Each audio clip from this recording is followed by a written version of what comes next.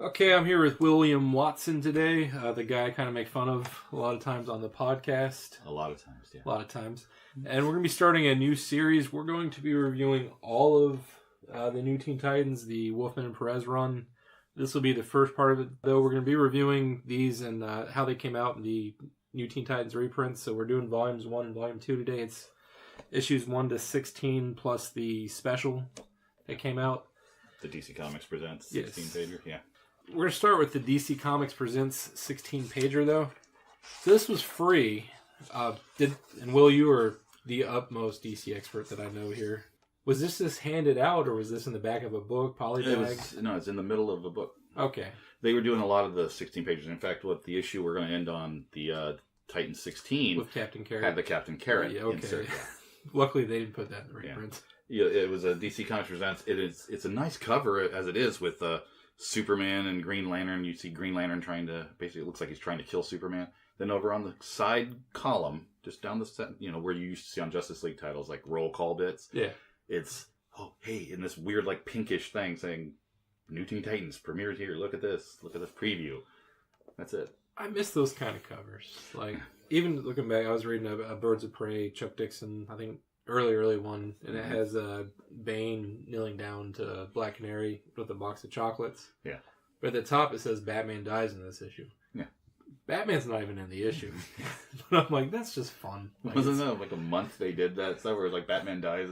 Everyone had that like trade dress or something like that. Oh, see, I didn't know that. That's awesome. Yeah, they were doing it, and it was supposed to have some bit about Batman dying, but it's like most of them were kind of like that one. It's like, it might be mentioned. Yeah, I mean, Talia showed up in there. I think she may have mentioned. But yeah, that was the extent of it. Yeah. It was almost like what Marvel when Spider-Man was in Secret Wars and you had the cover. It was like, where is Spider-Man? Where is Spider-Man? Because they were waiting for the whole black suit reveal. But they didn't. They were like, oh, it's not until issue 8? Well, we can't hold Spider-Man off his book for 8 months. So let's go ahead and put him in it now. Yeah. I miss that kind of fun stuff. Oh, yeah. But and so imagine this complicated bit here that's showing them attacking the weird plasmic monster about maybe 10 centimeters big over to the side. And you're like, ooh, that looks great. I'm getting this. It really is the main cover. And that's what's hard is like, I want it because I have some of the DC Comics Presents. And I'm like, I'd really like to have that issue. Not just for the Teen Titans, but because I need that issue for my DC Comics Presents. But because of the Titans, it's so expensive. Well, I mean, I guess this will be, considered the first appearance of a lot of these characters also.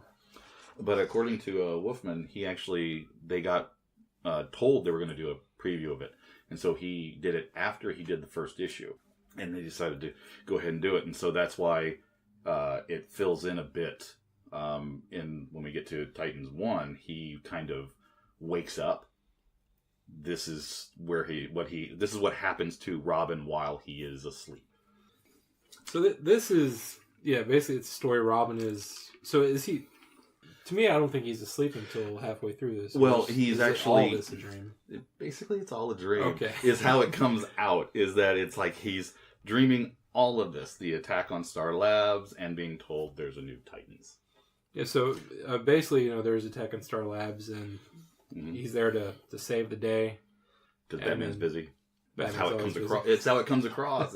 Because even he's like the one. Why, I'm trying to be my own man. Because you have, I think, some here and then some in issue 1 where he's like, Batman's mad at me because I quit college because I did this. I'm growing up and he won't let me and all that. It's his growing pains issues. Well, there's a lot of that throughout. Yeah. Even when we get into like them fighting the Justice League, there's some comments there. Yeah, but that's essentially the character push that he's giving Robin. But yeah, it's him getting there to help out the police. And then magically he's at Titan's Tower with Donna Troy. They go in. You got a Beast Boy who likes to be referred, he's Changeling now. Yes. He's hanging out with Cyborg. Starfire shows up. Kid Flash is back. And Raven appears, and it's like, okay, who are all these people? Yeah. Well, yeah, something's going on at Star Labs. They Dr. Silas Stone with his, I think it's a sun machine, is what he calls it. We find out later it's the same machine that kind of turns Victor into Victor, and is how it looks, but wasn't meant to be. It was because Wolfman has said in many interviews, he's like going, had I known, I wouldn't have done the exact same thing because it tends to look like, it's the same event. It almost feels like you're watching like Robin seeing what happened that created Victor. Yeah. But it's not. Okay. So this wasn't a because and you'll know what was it? It's colored a little differently. Yeah. The thing, monster was green. I think. Yeah. It's a weird color. Well, I saw most of it in newsprint, so at this point, it's like who knows what color it was meant to be originally. That's true. But this is definitely yellow, more sun-like, SUN. But yeah, so it's like it feels. But when you look at it, it's like I guess there's only so many ways Perez can draw a plasma type monster. That's true, man. Because it's like he's pinkish, or he's more pink when it's like you see it crushing Victor. Okay, so yeah, he does call it a solar reactor in here. They're able to save the day, get this plasma ooze monster thing back into where we're supposed to go. Yeah. Oh, and the other bit, what was it? It's Changeling trying to come up with the Titans battle cry, which takes them quite a while to eventually settle on anyway. But he's having fun with it, and it's like. You do realize this thing's like about to eat the building, and he's taking time out to go. We got to have a battle cry. Go. Yeah, just go. So, but yeah, and the whole even though and Robin just goes along with it, even though it's like, New Titans? What? Yeah. Who are you people? So yeah, I know these two, but who are you? Yeah, but the day has to be saved at this point. Raven. Should I say this is one of the only times we actually see Raven fight? Yeah, for the most part. Yeah, she actually goes in because later on they'll have issues where she gets upset if she has to fight. Yes. So it's odd that she's instilling this vision that's not really true to her character. Which is true. But she nails character bits from all the others. It's still weird just for when I see Kid Flash when he's in costume. He's a brunette, a brown-haired kid, but when he's out, he's a ginger. And it's very weird. It's the Speed Force. Man. It is. It's the Speed Force. That's why every time you see him take the costume off, I kind of want to see like a hair tuft on the back. Kind of like Black Lightning, the fro was actually part of the mask. So I think he could just touch his hair with his hand real fast and like static when electricity would just make it puff up or something like that. Yeah, but so you're going through it, and they take care of it, but he keeps going back and forth a little bit to, I'm dealing with another issue here in Star Labs, which is what a terrorist is taking over Star Labs and has him kidnapped. Which in a lot of panels, Perez gives him like these little light spots around Robin and stuff like that, so it kind of looks like he is in a daze the whole time, and then Wolfman is a master at dialogue, so he definitely stuff like getting dizzy just like before. Oh yeah, they put a lot into 16 pages. Oh, very much so. I mean, you have a good idea how the first year really is going to run off the book when you're getting this. Yeah, so they do save the day.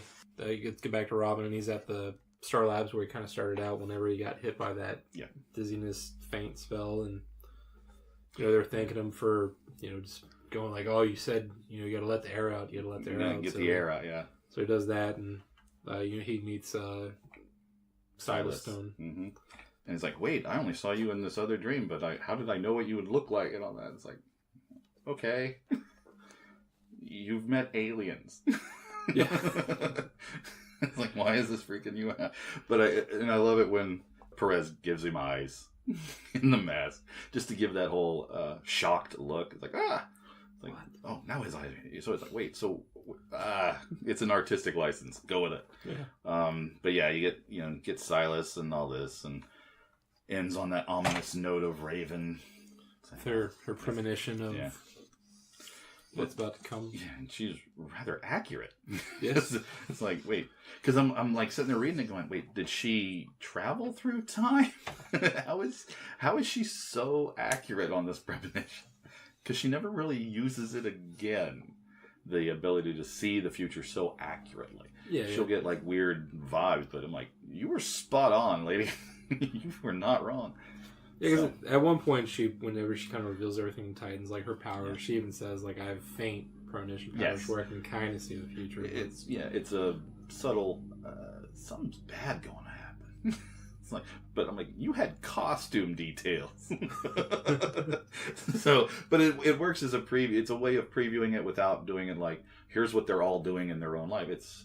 But it's also not something you have to wait to see what like Stars and Stripes 0, or it's actually after they're established. So, but then you have to go through the issues to get to where that happens. Nope, it's just like, no, here it is. It's a premonition, but we're giving you an idea what to expect.